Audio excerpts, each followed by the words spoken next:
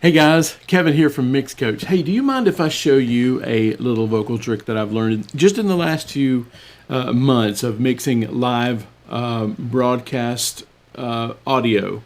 I'll show you what that is, and this trick not only works for vocals, but it also works for your audience mics too. So before we get to the tutorial, I want to ask you if you're interested in more tricks like this and you'd like a little playbook of sorts. Check out the link in the description below. There's some free resources there for you, and I would love to hook you up with some more tips and tricks like this, okay? Okay, so here's the deal about live vocals. When you're in a studio, usually you're a good distance away from the mic, a far enough distance that a dynamic microphone or a cardioid-shaped microphone does not add too much low end to it. What happens is when you get the closer you get to a microphone, a cardioid pattern microphone, the more bassy it gets. Now sometimes that is usable. Sometimes it gives a person with a thin voice a little bit more girth to their voice. But sometimes it makes a voice muddy, and that's what it does most of the time. And the difference between live and in the studio is in the studio you've got a distance away from it, so you don't have that proximity, which is what is causing all that low end to build up. You don't have that proximity effect because you're controlling how far you are from the microphone, and the room environment, the bleed doesn't make as much difference because it's an open, empty room. But here's what happens with microphones that you hold on stage. They are cardioid microphones, and you usually hold them really close like this, and usually the closer, like the closer you get to it, the more bassy it gets. Sometimes that causes problems. It causes problems most of the time, unless you have a microphone specifically designed to make that not be a problem. It's usually a problem, and I want to show you what I figured out how you can fix it. Okay, so I've got a live concert that I recorded. Actually, a friend of mine recorded it several years ago. And I've got two different sections here that I want to show you, and I want to show you that it works in two sections. Now, this is my friend Belinda Smith. We did a live record at the Walnut House here in Murfreesboro a few years ago, and this is the part where she is talking and introducing me, but I wanted to show you what most people do. Let's see, let me share this screen here with you. So what this part is, what I do, here's tip number 2. When you've got the power to do this and the logic or the time to do this, take your talking vocal away from your singing vocal, because you probably want to treat them a little bit differently, and that's what we did here. So here's what you typically do on a record, and this is John, the person who mixed it. This is what he did, and this is what I used to do a lot. You use the filter, and you filter out anything that's offending in the low frequencies, and you filter it out. Sometimes that works, but a lot of times there's a lot of residual leftover stuff. So let me turn this off here. Let's play a little bit of it.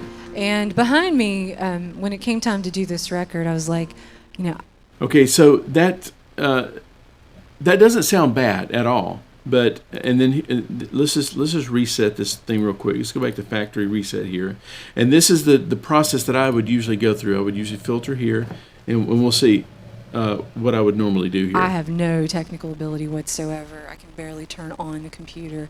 And I called up a friend. I'm like, who's a real decorated producer, and I was like, hey, if you were going to do a live record, who would it be? He's like, Kevin Ward, no doubt. And so I called up Kevin, and I've known him. Okay, so we've got a lot of the low end, like some of the rumble out of the room. Not that you can hear a lot of it. It's not a poorly recorded vocal at all. It's just a typical live vocal. But there is still some junk down here. So what I used to do is just go down here, and I would filter out the junk as well. And sometimes you would notch these things out. I found that there's a more efficient way of doing this. Let me reset this. And I don't know what to call this yet. It's not a new trick. It's just something that's kind of new to me, and I think it'll help you, is to use a shelf on the bottom as well. So right here you see the shelf coming into play, and you can just adjust the frequency, and you can actually shape what's going on here. So let's reset that for a second, and then I want to show you. It's a subtle difference, but it does make a difference. I'm going to roll back here just a little bit. We've got the filter on already.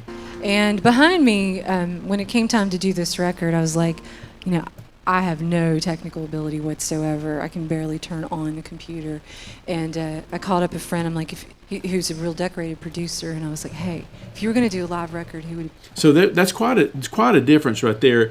And what we've done with that shelf, in addition to the filter, is we've kind of gotten all of the offending low frequency buildup out of it. Now, this is kind of a heavy-handed way to do it. You probably, when you do it this way, you probably don't have to filter quite as much. You can probably concentrate the filter on just getting rumble out, air conditioner, 60 hertz hum, anything like that. You probably want to just set it to there. But then when it comes to rolling low end off your vocal, instead of filtering it and being really heavy-handed in that, use a shelf EQ in addition to the filter, okay? So you can see that made a little bit of difference. I'm going to go here and I'm going to bypass all of this stuff that we did, except for this one. And this has got all this EQ is on the top end, so we'll be able to do this. Now this is her singing a cappella, with it soloed. So I'll not leave it in there too long, but we'll go ahead and turn the filter on. Let's set that slope a little steeper, and then we'll grab this, and then we'll set this to the shelf, and then we'll pull the shelf down. And the shelf was somewhere in this range here, okay? So really quick, we're going to listen. Riding hard across the land through the blue wide open. Yeah, she's kicking up the sand. Picture a dam break. Here's before. As the water thunders through. A little build up, a little boxiness in her vocal. Oh, that's what freedom looks like. And that just cleans it up a good bit, I think. So just a little trick. I do a live mix pretty much every week for radio and for like a video broadcast.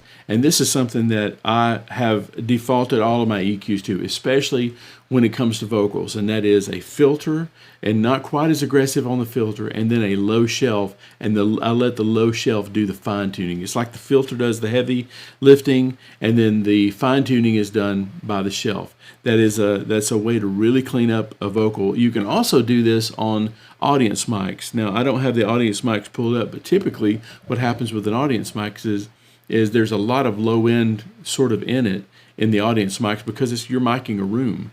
And depending on what you're miking it with, you can get a little bit of that buildup. Well, instead of aggressively filtering everything out and then calling it a day, what I've been doing is filtering it not quite as aggressively and then finishing it off with a low shelf. So I use this all the time, and hopefully this will help you get better vocals, especially live, for you guys who are mixing church broadcasts and live concerts and things like that. This is a great way to clean up your vocal, okay? Hey, go and check out the link below if you want some more free resources that I've got for you over at MixCoach.com. But until then, thank you for watching today, and hopefully this helps, okay?